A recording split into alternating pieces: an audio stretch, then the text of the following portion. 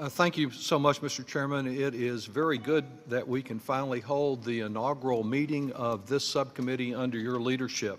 I thank you for responding to my letter requesting that the subcommittee actually do something this year, and I would ask unanimous consent to make that letter requesting hearings a part of the record. Without objection, so ordered. I know you plan to hold an additional hearing next week, a final hearing before the August recess concerning individual tax, which is good.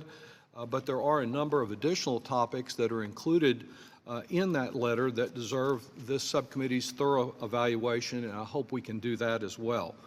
More than 1 full year after the announcement of the Republican self-styled Better Way tax blueprint, it is rather late that we convene.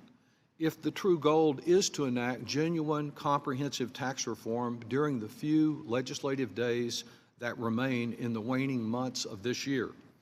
We do have agreement that small business is a good place for this committee to begin in this first hearing, because so often the Congress has riddled in the many pages of the tax code to which you refer, has riddled that tax code with provisions that reward the giant enterprises that regularly fill this very room with lobbyists, and it often neglects the small businesses whose owners are usually too busy to even come to Washington because they're trying to make a go of their business.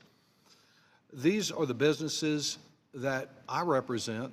They don't have offshore accounts, they don't have foreign subsidiaries, and they aren't concerned about whether they will renounce their American citizenship. I believe we should be taking a close look at the preferences, the schemes, the shenanigans that are used to shift the tax burden to small businesses and individuals, while many large multinationals on some of their income through earnings stripping don't pay any taxes or next to nothing. I believe that we should be seeking common bipartisan ground behind genuine tax reform that is designed to encourage entrepreneurship, support small businesses, and grow jobs here in America. I represent a part of Texas in which small business is vital. It's the part of Texas that doesn't consider having a taco truck on every corner a political insult as intended, but rather a practical convenience.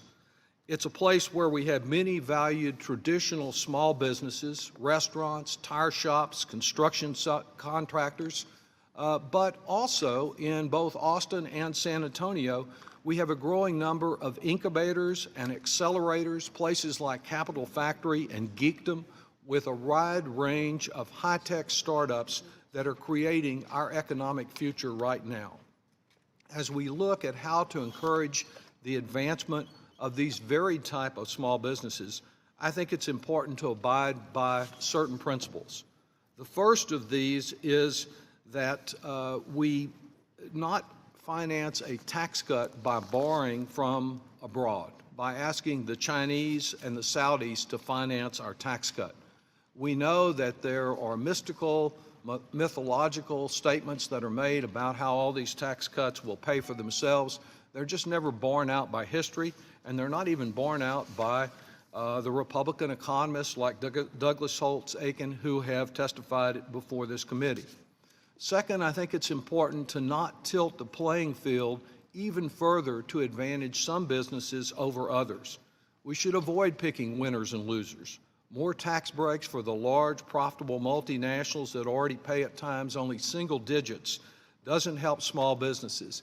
It's basically just not fair when Pfizer, with its 181 subsidiaries and tax havens, pays a lower tax rate than Davila Pharmacy that I represent on the west side of San Antonio. Finally, I think in tax reform, it's important that we not widen the growing income gap in this country. And in that regard, as we look at the specifics of today's hearing, we do want parity for all businesses, but we don't want to create new loopholes. Not all those that benefit from pass-throughs are genuinely small businesses. Many of them are connected to Wall Street, to some of the wealthiest people in the country. They provide opportunities for even Donald Trump to pay less taxes if that's possible. And so we need to look carefully at the proposals that the Republicans are advancing to ensure they accomplish the objective that we share of advancing small business. And I thank you, Mr. Chairman.